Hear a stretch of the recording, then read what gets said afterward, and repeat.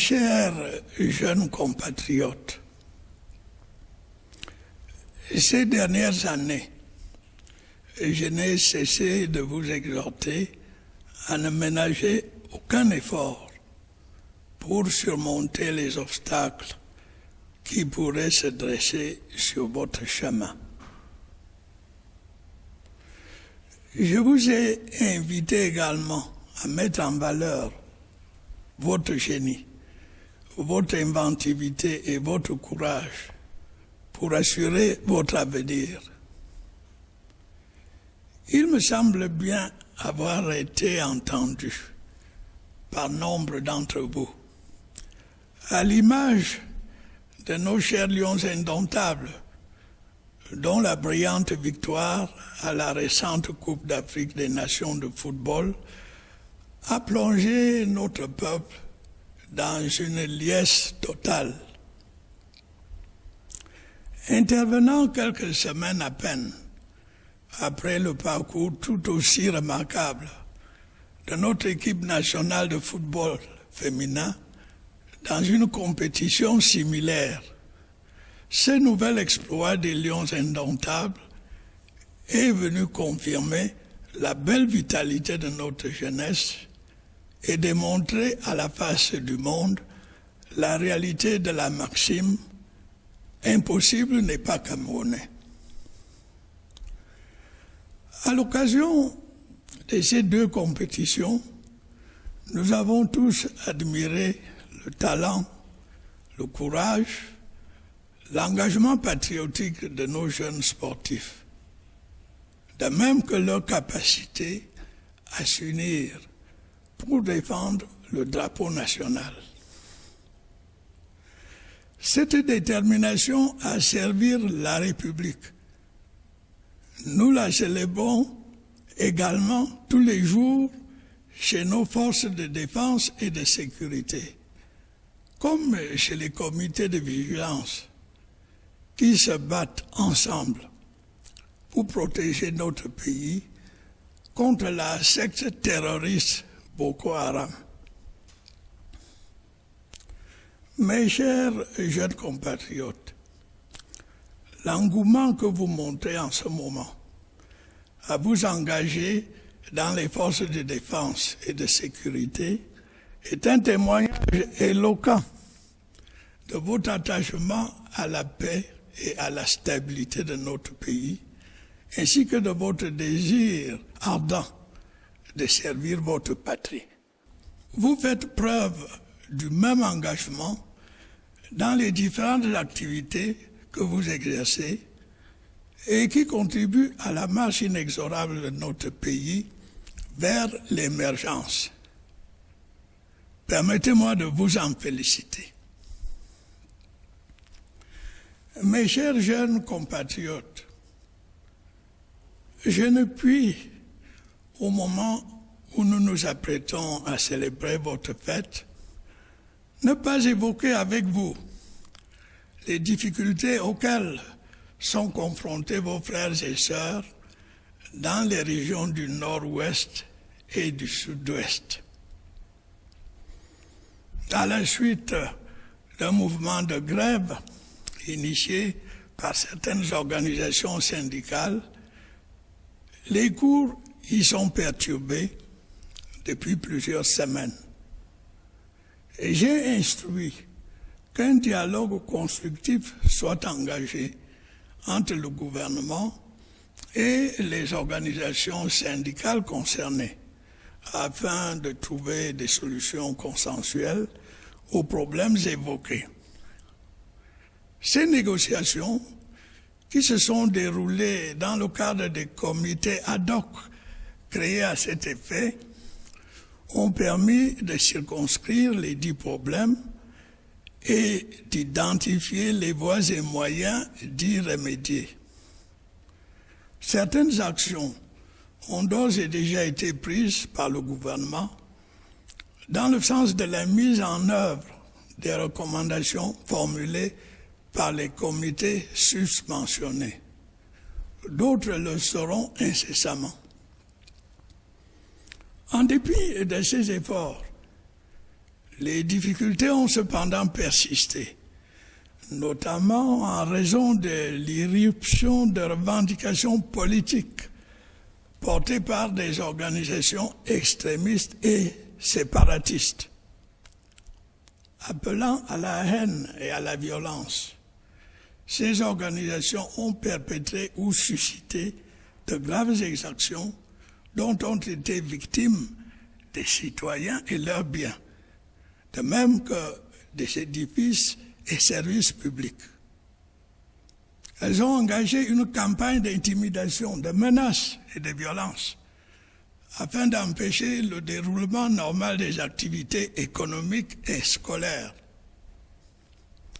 Face à cette situation, le gouvernement a été amené à prendre des mesures pour maintenir l'ordre, assurer la sécurité des citoyens et de leurs biens, et mettre à la disposition de la justice les auteurs et suspects des agissements criminels que je viens de mentionner. Cette action nécessaire va se poursuivre dans le respect des lois et règlements de la République. Le gouvernement continuera évidemment de façon méthodique et ordonnée à œuvrer à la recherche de solutions appropriées aux préoccupations exprimées par les syndicats des avocats et des enseignants anglophones relatives à la justice et à l'éducation.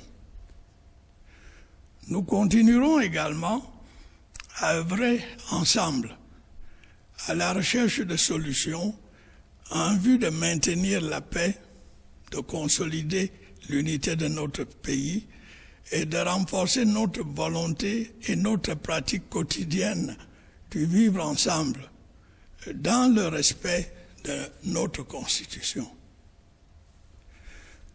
Conformément à l'engagement pris à cet égard, j'ai créé la Commission nationale pour la promotion du bilinguisme et du multiculturalisme. Ses membres seront désignés sous peu et j'entends voir la jeunesse y jouer un rôle actif. Mes chers jeunes compatriotes, la disponibilité du gouvernement à dialoguer avec les organisations syndicales et à rechercher avec elles des solutions aux problèmes posés a récemment abouti à la signature par certaines d'entre elles de la levée du mot d'ordre de grève. Je les en félicite. Les efforts à cet égard se poursuivront. Ainsi que j'ai eu l'occasion de le dire, chaque citoyen est fondé à exprimer son opinion sur tout sujet de la vie nationale et à observer pacifiquement un mot d'ordre de grève. En revanche, il n'est pas acceptable que l'on use de menaces, d'intimidation ou de violence pour obliger quiconque à adhérer à un mot d'ordre de grève.